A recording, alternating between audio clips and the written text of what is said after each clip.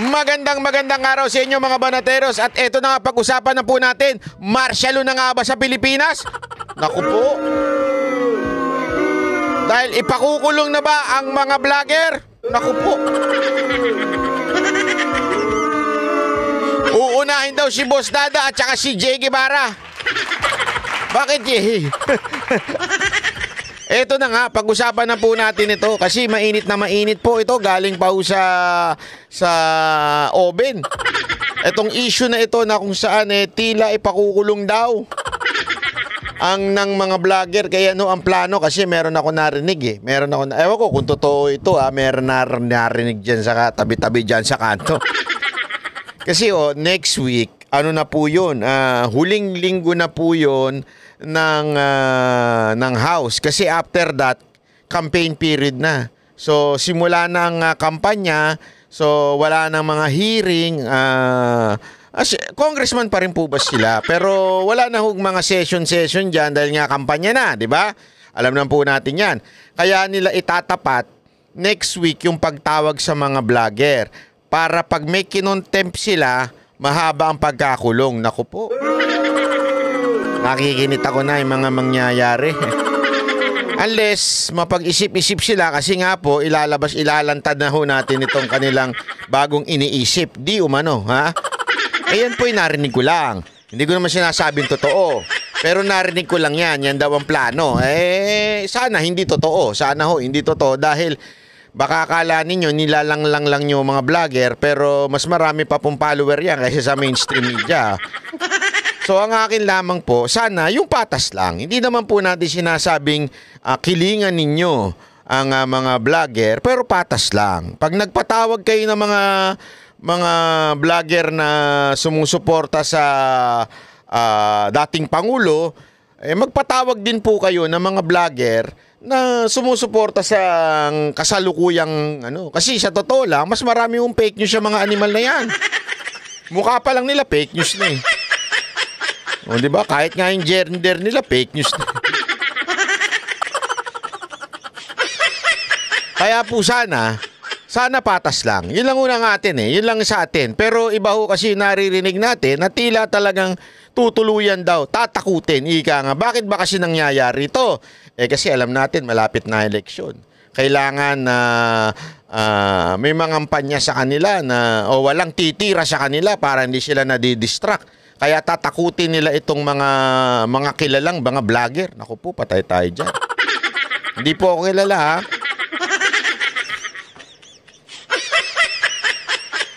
So, ito na nga. Simulan na ho natin itong usapin ho dito, ha? At tingnan mismo natin dito sa nagpasa ng panukala na ito. Ewan ko kung ano nasa isip nito.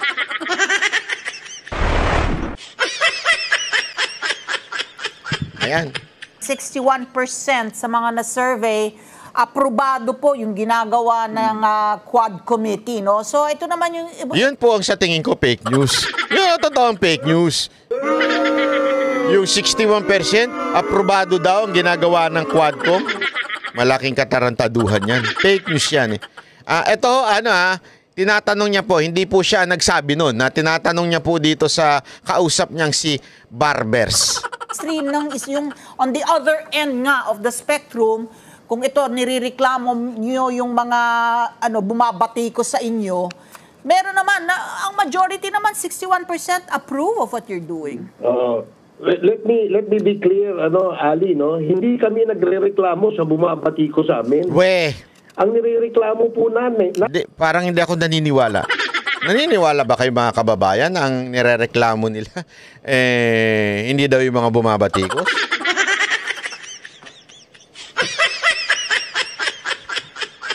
Tayo na lang, Kong, naglolokohan pa. Kasama ng milyong-milyong Pilipino, pribado man o nasa gobyerno, ay yung pagkakalat po ng mga peking news o peking mga issue. Ayan, linawin natin yan, paninindigan nyo yan, Panindigan nyo yan, sir.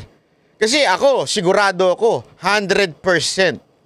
Ang banateros, never nagpakalat ng fake news. Kasi bawal na bawal sa amin yan. Bawal na bawal sa aming banateros, unang-una. Kasi siyempre, hindi lamang po kami banateros, but we also anchor of sa SMNI. So alam mo yon, yung image na yon pinananatili naming totoong balita lang ang aming binabalita at nire-reactionan lang namin yung mismo mga balita. So sa amin, kabilin-bilinan ko bilang kanilang coordinator at founder, sinasabi ko sa kanila, huwag kayong gagawa ng chismis, huwag kayong gagawa ng kung ano-ano, huwag kayong basta-basta magre-react sa chismis. Kasi marami dyan nagbibigay ng pain tapos mag-react ka, yari ka, bitag ka, di ba? Hindi dapat ganun. Ako, sabi ko sa kanila, before you react, you verify kung yan ay totoo o baka namang kwento-kwento lang. Kaya kami, pag binabasa kami, ang gagawin namin, i-vet namin sa isa't isa. Vet hindi bet. Linawin ko lang Dan Fernandez, vet. Sinasabi, hindi, ito para lang sa kaalaman yung mga taga-subaybay ng Banateros. Kami po ganyan. Pag meron po kaming nabalitaan, ang kabilin-bilinan ko sa kanila, huwag kayong makikipag-unahan sa reaction. Kasi marami dyan, nakikipag-unahan sa reaction para maraming manood sa kanila. Ang problema, marami dyan ang nanununog. Gawain niya ng mga kalaban. Yung manunog, magpapain ng fake news. Pag nag-react ka, patay ka, ngayon fake news ka. Di ba? Sabi ko sa kanila, it's better to verify it at malate na kayo mag-react, pero at least naandoon yung integrity na ang nire-reactionan nyo lang ay totoong balita. Yun lang. Kung meron man kayong reaksyonan dahil merong hindi binalita ng ibang mainstream media dahil nga bayaran yung iba, alam naman natin. Halimbawa, yung kay Tulpo, yung doon nahuli sa tawag dito sa bus lane. Kami meron daw kaming paraan para anuhin ang fake news. Paano po? Itatanong namin ngayon sa aming opisina sa SMNI. Ito ba totoo? Saan po ba galing itong picture na ito? Yan, ganyan po kami. Yan ang nililinaw ko lamang po sa Banateros po yan. Kaya sir, panindigan ninyo yung sinasabi ninyo that you are not, okay? You are not against those who will criticize you or those who criticize you, but you are against fake news. Pag dyan, kasanggaan nyo kaming Banateros dahil I hate fake news. Biktima ako ng fake news at chismis ng ibang tao. Kaya galit ako dyan. Hindi ko gusto yan. Yang fake news. Pag fake news, tinatabla namin yan. At kahit pa kung sakali lang pero hindi pa naman nangyari to, may mali kaming na-share. We will make sure to issue, di ba, na humingi ng sorry, na bawiin at sabihin, ito, mali po pala ito. Pero hindi pa naman nangyari sa amin yan. Pero ganun po kami ka-responsable.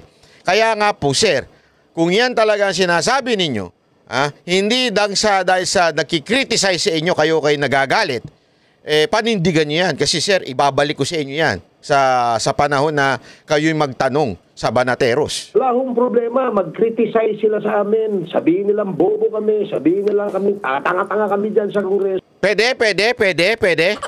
Sabi mo yan, sir, Sabi mo yan, sir. Sa'yo lang galing yan. Pwede namin kayo sabihin na bobo, tatanga-tanga. Sabi mo yan, sir, Panindigan nyo yan, sir, Panindigan nyo. Wala akong problema yun. 24 oras, 365 days in a year. Pwede ho nilang gawin yun. Pero yung magpakalat ka ng fake news na hindi naman wala namang basihan. Halimbawa, I'm just using the issue that was thrown at me, Ako tinawag na drug lord, tayong dalawa lang naman nag-uusap, Ali at si Pat, tatlo lang naman tayo. Gusto ko sana kayong tanungin, kayo ba'y naniniwala na ako'y drug lord? Wag mo on the spot yung mga nag-i-interview sa'yo. Hindi, mali Hindi ko alam. Actually, sa totoo lang hindi ko narinig yan. Ewan ko hindi ko narinig yan yung drug lord si Barbers. Ewan ko kung sino nagbalita niyan. Sino ba nag-share niyan?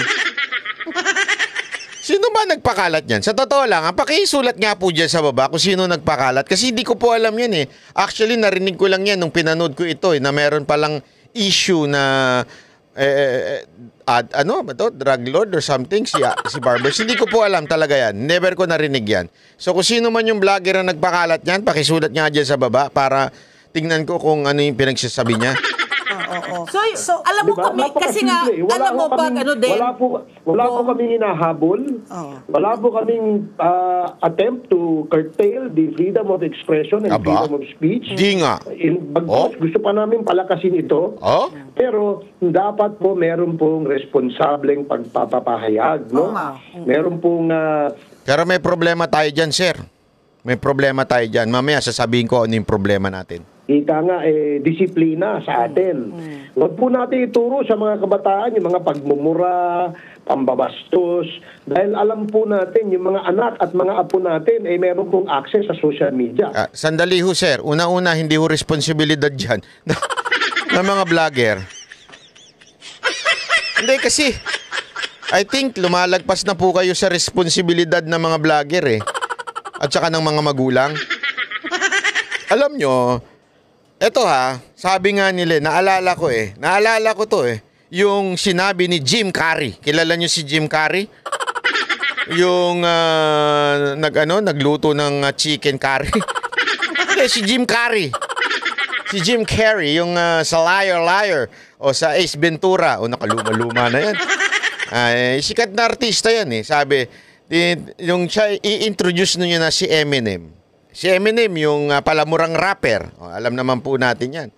Sabi niya, in English pero tatagalogin ko na lang kasi mahina siya magtagalog eh. Ako na magtatagalog. Wala namang problema sa lyrics ni Eminem. Kung ang mga magulang ay ginagabayan ng kanilang mga anak. Sa madaling salita, Representative Congressman Barbers. Hindi responsibilidad ng mga vlogger na magpakatino. Hindi ko sinasabing kinukonsintin ko yung mga tarantadong vlogger Pero para sabihin natin na yung pagmumura, yung ganito-ganito, hindi ho responsibilidad ng mga vlogger yan na sabihan yung mga bata, wag kayo makinig. Hindi ho. Responsibilidad ng mga magulang yan na anong ginagawa? Ayun, nagchichismisan sa labas. Ano ginagawa? Ayun, nagsusugal. Kasalanan na ho nila kung marinig ng anak nila sa social media yung pagmumura ng vlogger. Walang problema doon. Tandaan ninyo, sir. Whether yan ay nagko-quote ng scripture, nagpipreach, or nagmumura, yan po ay nasa ilalim ng ating konstitusyon as a freedom of expression. As a matter of fact, sir, meron pong jurisprudence dyan na ang I think it was putang ina ay expression. Ibig sabihin, hindi yan illegal, hindi po yan bawal. Supreme Court po nagdesisyon yan. I-google nyo po, sir. Kung ayaw ninyo, itanong ninyo kay Attorney Google. Katabi nyo yun, si Dan Fernandez. Meron po yan jurisprudence na yung expression na putang ina ay expression. So, ano ibig sabihin nun, sir? Kung expression yan ay protektado ng ating saligang batas. Meaning to say, sir, we cannot say, oy, wag kang magmura, wag kang magbigay ng expression mo sa social media kasi may nanonood na bata. Sir, hindi na kasalanan ng vlogger yan. Kasalanan na ng mga magulang na hindi nila binabantayan ng anak nila. Kasalanan na po yan ng mga tarantadong mga tatay at nanay na walang ginawa ko hindi mag-inom, magchismisan, magsugal, at wala sa bahay. At higit sa lahat ng bababae at nanlalalaki. Gets ninyo? Responsibilidad ng mga magulang yan, huwag nyo nang ipasa sa vlogger. Ngayon, kung gusto ninyo morality, sir, umalis po kayo sa kamera, mag-preach na lang kayo. Yun, turuan ninyo ang taong bayan, mga Pilipino na maging morally good. Wala namang problema dun eh. Pero as a congressman, as a lawmaker, anong sabi ng ating batas? You cannot, diba? You cannot pass any law abridging freedom of speech. Walang batas na pwedeng gawin na lalabanan ng freedom of speech. Mr. Congressman Barbers, hindi ko maintindihan kung anong purpose ng hearing na ito. Supposedly, meron tayong tinatawag na hearing, it's because in aid of legislation. Ibig sabihin, kaya kayo may hearing para gumawa ng batas o di kaya amendahan ang existing na batas. Kaya hindi ko maintindihan kung para saan itong hearing na ito.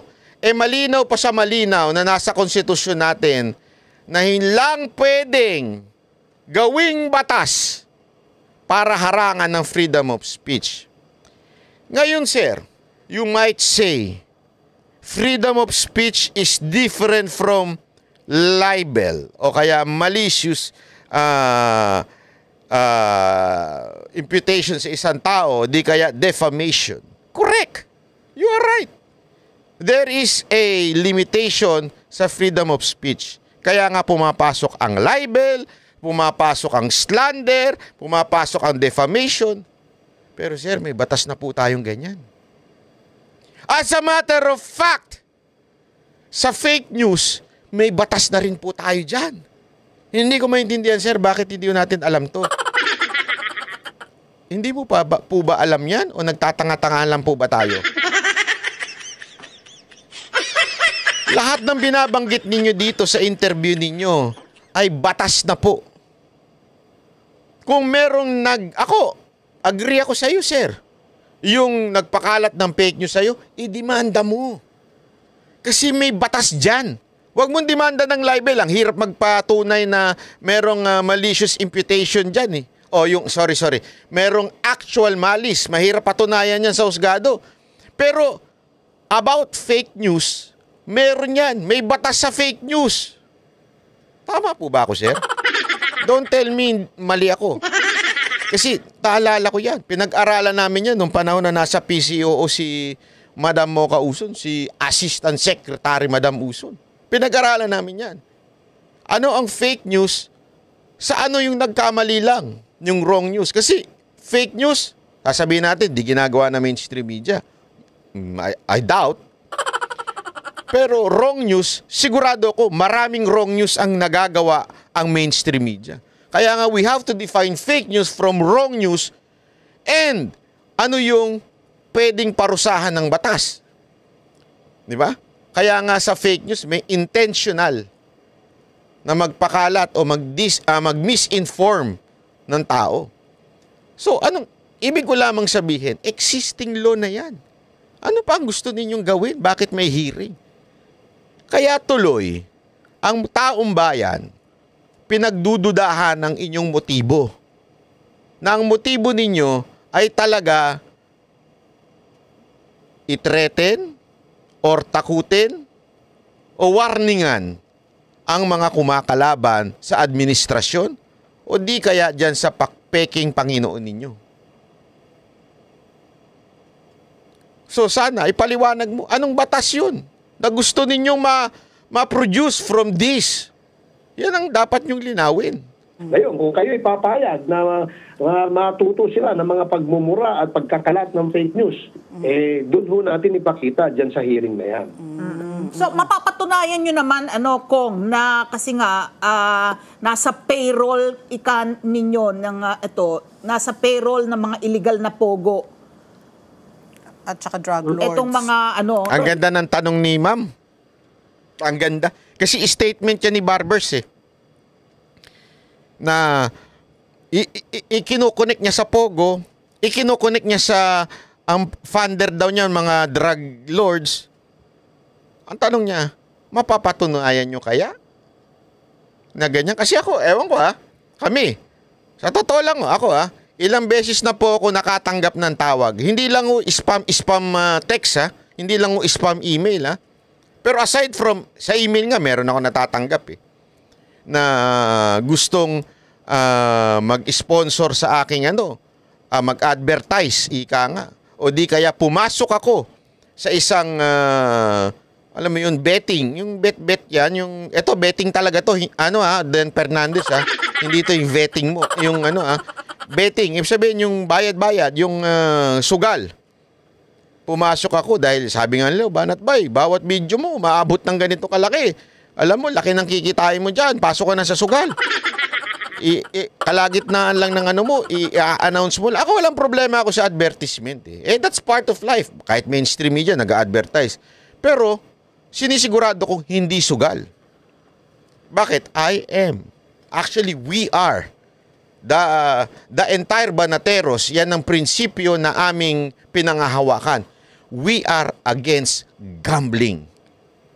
So, sir, anong sinasabi ninyo na at mapapatunayan nyo ba na merong kinaugnayan ang Pogo? At yung sa drugs lalong-lalo naman.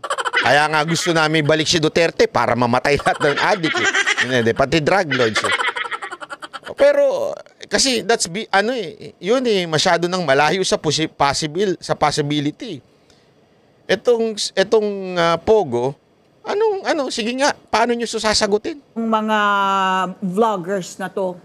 So, gaya rin nila, tayo ay merong suspecha, no? Bakit ang aming basihan dito, hindi naman po siguro masipag na ito ay gumawa ng mga content para makapanirang puri kung wala pong nasa likuran nila o nagbabayad sa kanila. Gusto kong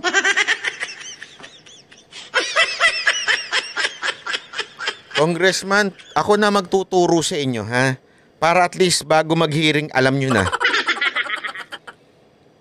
Alam kong pinupunto ninyo Kaya nagtsatsaga yung iba mga vlogger, kalabaning kayo, ang punto, criticize kayo, o kaya yung sinasabi nyo magpakalat ng fake news dahil sa binabayaran sila.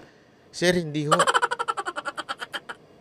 Alam nyo kung bakit? Eto, sa inyo ko na lang sasabihin. May umami na nga May umami na nga sa kampo ng administrasyon nang sabi niya bayaran siya. Kung bayaran at bayaran, walang magbabayad sa paninira sa gobyerno. Walang pera. Unang-una, ang mga Duterte, hindi nila gawain yan. Alam ko yan. Kasi nga, parte ho kami. Tandaan ninyo, Assistant Secretary si Mocha sa SOCMED. Walang budget na ibinigay sa amin. Mocha, ito Assistant Secretary ka SOCMED. Ito, pamigay mo sa mga vlogger. Walang ganun. Ako na magsasabi sa'yo. Walang budget ang opisina namin noon para mamigay ng budget sa sa SOCMED. Ang mga Duterte, they don't need that. You know why? Because they're too popular. Kaya ako naniniwala may mga peking Duterte vlogger din. Bakit? Kasi nga, the Duterte are too popular. When you make a content for Duterte, for sure, may views yan kung may utak yung gumawa. Sure ako may views yan. Kasi nga po, malakas talaga ang Duterte sa social media. Sa madaling salita, talagang media magnet, ika nga ang mga Duterte. Hindi mo na kailangan bayaran ng vlogger para kumampi sa mga Duterte. Matik na po yun. Sinasabi ko na sa inyong katotohanan, ang tunay na mga bayaran, yung kumakampi sa administrasyon. Nakita nyo yung rally nila? Nakita nyo? Sama-sama na yan, na administrasyon, pink, makakaliwa. Tinatae, walang pumupunta Manood pa kaya? I-compare nyo, sir. Diba? I-compare ninyo. Ako, hindi po ako nagmamalaki. Hindi ho ito pagmamalaki with all my humility. Hindi ko to iniisip, hindi ho lumaki ulo ko. Pero siguro naman, sir, meron akong karapatan na magsalita. Na pagdating ho sa mga Duterte vloggers, isa na po tayo sa top. Okay? Hindi ko ito pinagmamalaki Hindi ko ito pinagmamalaki. Bakit ko sinasabi ito? tingnan nyo ho kasi yung mga vlogger sa administrasyon. Walang views, walang subscriber, wala lahat. Yun ang kailangan ng pera para mag-vlog. Dito sa amin, wala. Ako, sinasabi ko ho ito kasi meron sa kahit pa paanong authority magsalita ng ganito. Bakit to? Wala ho kaming bayad. Bakit kami nagbablog? Kasi nga ho, may views eh. Sabi mo may views. Ayan. Diyan sa views, kumikita kami. Hindi na kami kailangan bayaran ng pogo, bayaran ng drug lord. May kita ho sa vlog eh. Marami ho nanunood eh. Di ba ho? Hindi namin kailangan mabayaran. Pero yung vlogger sa administrasyon, may umamin. Hanapin ninyo. Initial niya MG. May umamin. Sinabi niya, bayaran siya. Siya pa nga daw ang pinakamataas na bayad. Pinakamataas, highest paid vlogger. Sabi niya, if there is a highest paid, meron kayang high, meron kayang mid, meron kayang lowest, kasi highest siya. Hindi mo pwedeng sabihin na highest ka kung wala kang mid or high or di kaya low. Tama, mali. Common sense. You won't say that. Pero umamin yung gago at sinasabi niyang bayad siya. Kaya nga sir, kung hindi nyo iimbitahan itong gagon to, halatang bias na po kayo. Kasi ito mismo umamin. Umamin po siya na bayaran siya. So dapat, atin po itong, di ba? Imbitahan. Inyong pong imbitahan. So ano punto ko lang dito? Maliho yung pag-assume nyo na porket nagbablog against you o ay binayaran na ng pogo kasi bakit siya na nagbablog? Hindi ho. Kaya nga nagbablog, may kita yan eh. Di ba ho? May views ho eh. Bakit hindi magbablog? Kaya nga ang tsatsaga nung iba, talagang vlog sila ng vlog. Wala namang problema yun. Parang tulad din naman ng ng media. Media? Bakit sila naggagawa ng content? Kasi may nagpapa-advertise sa kanila. Ganon din sa social media, sa YouTube. Kaya gumagawa ng video kasi nakamonetize yan. Ganon lang kasimple yun. Not because may nagbabayad. Una-una, hindi mo na kailangan. Dahil eto maging matuwid ka lang na vlogger, maging totoo ka lang na vlogger, maging honest ka lang na vlogger, isabihin mo lang ang katotohanan, mag-aral ka lang, kikita ka sa pagbablog. Kikita at kikita ka. Diba ho? Kaya nga, may advertisement ho dito sa YouTube eh. Mapansin nyo, mag-a-advertise dyan. Huwag nyo namang skip. Nagtsatsaga po yung mga yan dahil po merong advertisement din kahit papaano dito sa YouTube. Kaya apaka-importante sa mga subscriber ko para mapanatili nating independent ang channel na ito. May membership fee dyan. Kung gusto nyo lang naman. Wala nang bumipersa sa inyo. At huwag nyo na rin skip yung ads. Hindi ganun diba? Doon lang tayo sa katotohanan.